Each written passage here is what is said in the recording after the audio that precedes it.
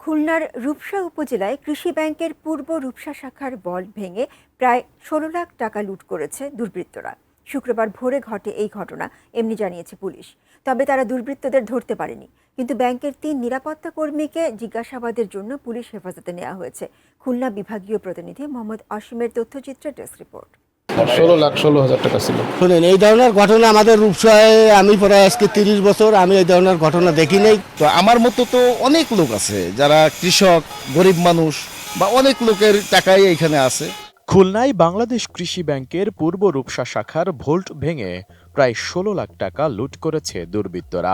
সিসিটিভির ফুটেজে দেখা যায় শুক্রবার ভোর ৬টার পরে ব্যাংকে একে একে ৬টি তালা ভেঙে দুর্বৃত্তরা ভোল্টে প্রবেশ করে। এরপর তারা ভোল্টের টাকা লুট করে এবং সিসিটিভি ক্যামেরা কাপড় দিয়ে ঢেকে দেয়। ব্যাংক ও স্থানীয়রা জানান, ভোর ৫:৩০টায় এক নিরাপত্তা কর্মীর ডিউটি শেষ হলেও তার স্থলে কেউ যোগ দেননি। এ সুযোগে প্রায় ১.৫ ঘন্টা ধরে দুর্বৃত্তরা ভোল্ট ভাঙার কাজ চালায়। পরে সারাদিন শেষে রাত ১০:৩০টার দিকে ব্যাংকের নিরাপত্তা কর্মী ও স্থানীয়রা ব্যাংকের মূল গেটের তালা ভাঙা অবস্থায় দেখতে পান এবং পুলিশে খবর দেন। পুলিশ গিয়ে গেট থেকে লকার পর্যন্ত একাধিক তালা ভাঙা অবস্থায় দেখতে পায়।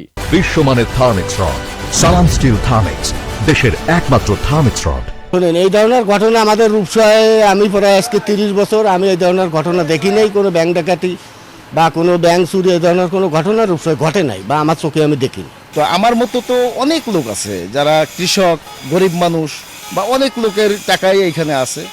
এত টাকা এখান থেকে আমরা শুনলাম নাকি ১৬ লাখের উপরে চুরি হয়েছে।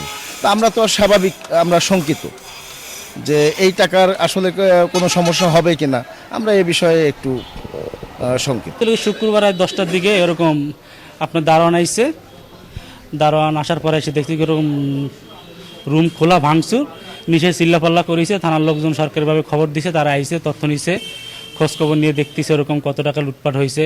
কালকে যখন আপনার ওই ব্যাংকের স্টাফ উনিও আইছে, আমিও আইছি, আসলে আমি এইখানে দোকান খুলে বসে রয়েছি। কালকে শুক্রবার এমনিতে দোকান বন্ধ।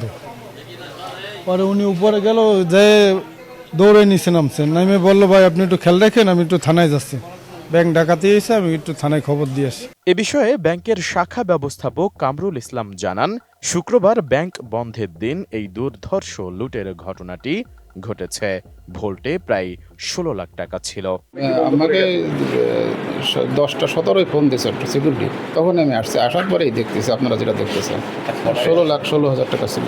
মানে ১৫০০ টাকা আছে, ১৪২০ টাকা আছে, আর নাই, সব নিয়ে গেছে। সিকিউরিটি তো ৩ জন ৮ ঘন্টা পর পর থাকার কথা, কারণ ওরা তো দেখতেছে যে ওরা হয়তো বা ছিল না, এটা মনে হচ্ছে। সিসি ক্যামেরা ফুটেজ দেখা যাচ্ছে যে হয়তো বা সে ছিল না। এদিকে ব্যাংকের ৩ নিরাপত্তা কর্মী আবুল কাশেম, তরিকুল ও আফজালকে জিজ্ঞাসাবাদের জন্য হেফাজতে নিয়েছে পুলিশ। ঘটনার সাথে তাদের কারো সংশ্লিষ্টতা আছে কিনা তা খতিয়ে দেখছে পুলিশ।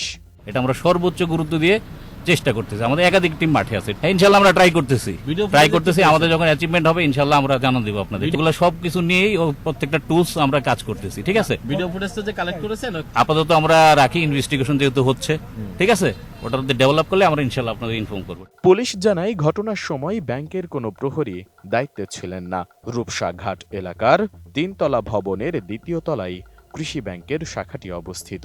ভবনটিতে আরও কয়েকটি প্রতিষ্ঠান রয়েছে।